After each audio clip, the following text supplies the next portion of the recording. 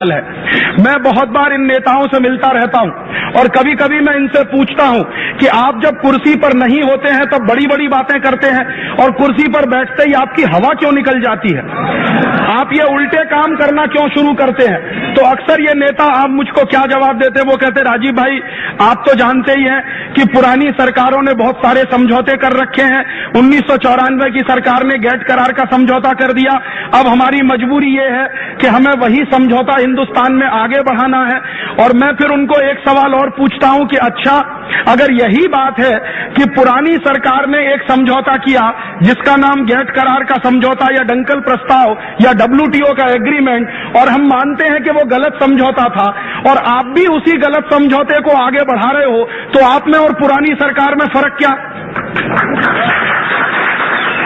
क्या हम आपको इसलिए लेकर आए थे वोट देकर कि आप भी वही गलती करना जो पुरानी सरकार कर रही थी?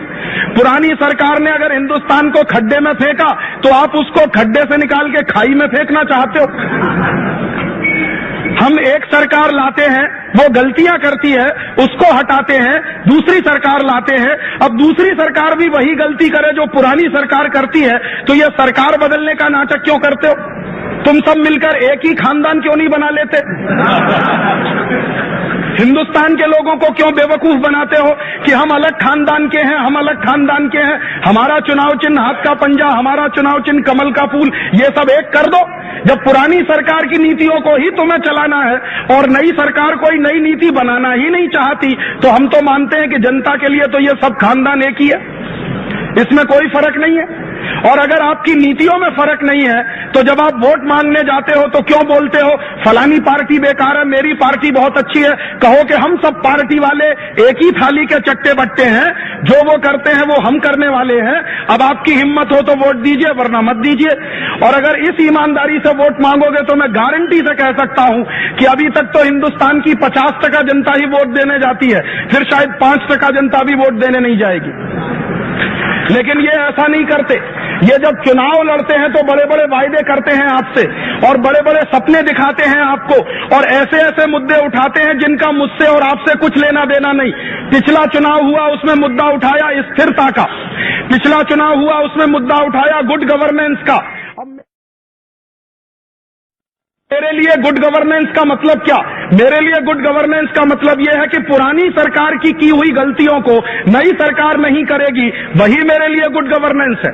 अगर पुरानी सरकार ने विदेशी कंपनियों को बुलाकर हिंदुस्तान के बाजार को खोला, हिंदुस्तान के 3 लाख उद्योग उसमें बंद हो गए, 8 करोड़ मजदूर बेकार हो गए, तो गुड गवर्नेंस का मतलब क्या होगा कि नई सरकार आएगी, वो 3 लाख बंद पड़े हुए उद्योगों को नया खुलवाएगी और 8 करोड़ जो बेकार हुए हैं उनको नया काम दिलवाएगी। तब तो मैं समझता हूं कि गुड गवर्नेंस हुई। अब नई सरकार आकर बोलती है कि पुरानी सरकार ने तो 3 लाख उद्योग बंद कराए थे, हम 6 लाख और कराएंगे।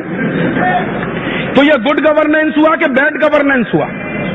और मुझे तो यही समझ में नहीं आता कि वो 13 महीने सरकार चली और गिर गई तो दुनिया भर में स्थिरता का नारा लगा दिया। अब तुम्हारे पास स्थिर मेजोरिटी आ गई तो तुम 13 महीने की सरकार ने जितनी विदेशी कंपनियों को बुलाया उससे और ज्यादा आप बुलाना चाहते हो। तो स्थिरता किसके लिए? जनता के लिए कि तुम्हारी कुर्सी के लिए? तो स्थिरता का नारा या गुड गवर्नेंस का नारा जनता के लिए नहीं है। स्थिरता का नारा और गुड गवर्नेंस का नारा उनकी अपनी जो कुरीतियां हैं, जो उन्होंने गलत नीतियां बना रखी हैं, उन्हीं को लगातार आगे बढ़ाने के लिए है। इसका अर्थ बिल्कुल साफ है। इसका अर्थ ये साफ है कि अब हिंदुस्तान की 2 राजनीतिक पार्टियों से तो आप कोई उम्मीद नहीं कर सकते कि वो इस राष्ट्र के हित में कुछ करेंगे। उन्होंने तो गठजोड़ कर लिया है और गठजोड़ ऐसे विचित्र तरीके से किया है कि अभी थोड़े दिन पहले फिक्की का एक सम्मेलन हुआ था दिल्ली में। उस सम्मेलन में हमारे माननीय प्रधानमंत्री गए और भाषण देकर आए कि मैं उदारीकरण की गति को और तेज करने वाला हूं। दूसरे दिन मैंने देखा कि श्रीमती सोनिया गांधी भी पहुंच गई वहां भाषण देने और उन्होंने कहा कि भारत सरकार जब उदारीकरण की गति को तेज करेगी तो हम पूरा समर्थन सरकार को देने वाले हैं। तो इसका माने अंदर खाने में दोनों की दोस्ती है, बाहर खाने में झगड़ा है। आपको दिखाने के लिए झगड़ा है, मुझको दिखाने के लिए झगड़ा है। अंदर ही अंदर कोई झगड़ा नहीं है, समझौता कर रखा है कि तुमने जितना देश बेचा उससे ज्यादा हम बेचेंगे, तुमने जितनी चैंपियनशिप मारी है उससे ज्यादा हम मारेंगे, तुमने हमको समर्थन दिया था हम तुमको समर्थन देंगे। इस तरह के गठजोड़ की राजनीति अब शुरू हुई है। और मुश्किल ये है कि जब इस तरह की राजनीति देश में चलती है और इस तरह के विधेयक लाने जब शुरू हो जाते हैं संसद में, तो आप जानते हैं कि एक नया तरीका और आया है। कहते हैं इस देश में प्रजातंत्र चलता है, लेकिन आप जानते हैं कि डिक्टेटरशिप भयंकर पैमाने पर चल रही है इस देश में। कैसी डिक्टेटरशिप चल रही है, मैं व्यक्तिगत रूप से जानता हूं कि कांग्रेस पार्टी में ऐसे कई एमपी हैं जो बीमा क्षेत्र के निजीकरण के पूरी तरह से विरोधी हैं। भारतीय जनता पार्टी में ऐसे कुछ एमपी हैं जो बीमा क्षेत्र के विदेशीकरण और निजीकरण के पूरी ताकत के साथ विरोधी हैं। और आप भी जानते हैं, मैं भी जानता हूं।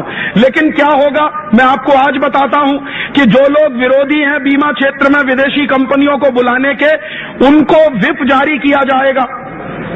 एक तरफ बिल लाया जाएगा, दूसरी तरफ पार्टियों की तरफ से व्हिप जारी किया जाएगा और व्हिप जारी करके सांसदों को यह बताया जाएगा कि जो सरकार चाहती है वैसा वोट डालो, अगर तुमने सरकार के कहने पर वोट नहीं डाला तुमको पार्टी से निकाल दिया जाएगा।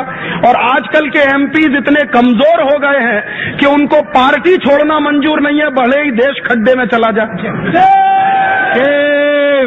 वो बातचीत में कई बार मुझे कहते हैं, मैं कई एमपीज से मिल चुका हूं, 250 से ज्यादा एमपीज से मैं पिछले 3 वर्षों में मिला हूं। और मैंने हर एक से ये पूछा कि आप क्या मानते हैं, विदेशी कंपनियों को ज्यादा आना चाहिए, बीमा के क्षेत्र में आना चाहिए, बैंकिंग में आना चाहिए? वो कहते हैं नहीं आना चाहिए। तो मैंने जब उनसे पूछा कि अच्छा ईमानदारी से ये बताना, ये बिल आएगा तब तुम क्या करने वाले हो? तो उन्होंने कहा राजीव भाई हम तो कुछ नहीं कर सकते, व्हिप आएगा और जो व्हिप कहेगा वही हमें तो करना पड़ेगा। तो मैंने कहा आप फिर ईमानदारी से ये बताओ कि जब आप वोट मांगने आते हो मेरे पास तो आप बोलते हो कि हम आपके प्रतिनिधि बनेंगे इसलिए आप हमको वोट दीजिए, तो आप मेरे प्रतिनिधि बनकर वोट लेकर संसद में जाकर बैठते हो और काम पार्टी का करते हो, प्रतिनिधि मेरे बने हुए हो, काम पार्टी का करते हो, तो तुमसे जैसा बेवकूफी वाला आदमी कौन है? मुझसे वोट मांगा, मैंने तुमको वोट दिया, 6-7 लाख की आबादी का आप रिप्रेजेंटेशन करते हैं, तो आपकी जिम्मेदारी वो 6 लाख वोटर के प्रति है या एक पार्टी के अध्यक्ष के प्रति है? आप बताइए। और अगर आप ईमानदारी से ये कहते हैं कि हमारी प्रतिबद्धता पार्टी के प्रति है, तो फिर आप ये क्यों कहते हैं कि हम आपके प्रतिनिधि हैं? आप मेरे प्रतिनिधि कहाँ हैं? आप तो पार्टी के प्रतिनिधि हैं। और दुर्भाग्य हम सबका ये है कि ये सारे के सारे एमपीज जब संसद में जाकर बैठते हैं तो इनको जितनी पगार मिलती है वो जनता के प्रतिनिधि के रूप में मिलती है, इनको जितनी सुविधाएं मिलती हैं वो जनता के प्रतिनिधि के रूप में मिलती हैं, इनको जितनी और दूसरी तरह की सेवाएं मिलती हैं वो जनता के प्रतिनिधि के रूप में मिलती हैं, लेकिन काम ये जनता के प्रतिनिधि के रूप में नहीं करते। दुर्भाग्य मुझे ये कहना पड़ता है कि ये सब सांसद पार्टियों के बंधुआ मजदूर हो गए। बॉन्डेड लेबर होता है ना, वो मालिक की इच्छा के अलावा कुछ नहीं कर सकता, वैसे ही बॉन्डेड लेबर हमारे ये सब सांसद हो गए। एक तरफ मानते हैं सिद्धांत रूप में कि आपकी बात बराबर है, लेकिन संसद के अंदर जब उसके विरुद्ध वोट डालने की बात आती है तो वो कहते हैं कि ये हमारी क्षमता के बाहर है क्योंकि पार्टी का व्हिप जारी हो गया। आप जान लीजिए, ये पार्टियों ने व्हिप जारी करने की जो परंपरा बनाई है, ये हिंदुस्तान को डिक्टेटरशिप की तरफ ले जाने की निशानी है, हिंदुस्तान को हिटलर शाही की तरफ ले जाने की निशानी है। ये हिटलर शाही यही होती है जहां कोई अपने मन की बात नहीं कह सकता, एक नेता सोचता है, एक अध्यक्ष सोचता है, एक आदमी समझौता करता है और बाकी सबको मजबूर किया जाता है कि तुम उसको मानो और उसका पालन करो। वैसे हिटलर शाही की तरफ यह देश बढ़ रहा है। जैसे जैसे विदेशी पूंजी निवेश बढ़ रहा है, जैसे जैसे विदेशी कंपनियों का प्रवेश बढ़ रहा है, वैसे वैसे हिंदुस्तान अब हिटलर शाही की तरफ बढ़ रहा है। प्रजातांत्रिक देश न रहकर अब ये एक डिक्टेटरशिप वाला देश हो गया है। अब ऐसी परिस्थिति में हमारे सामने चुनौती है और ये हमारे सामने जिम्मेदारी भी है कि हम इस लड़ाई को कैसे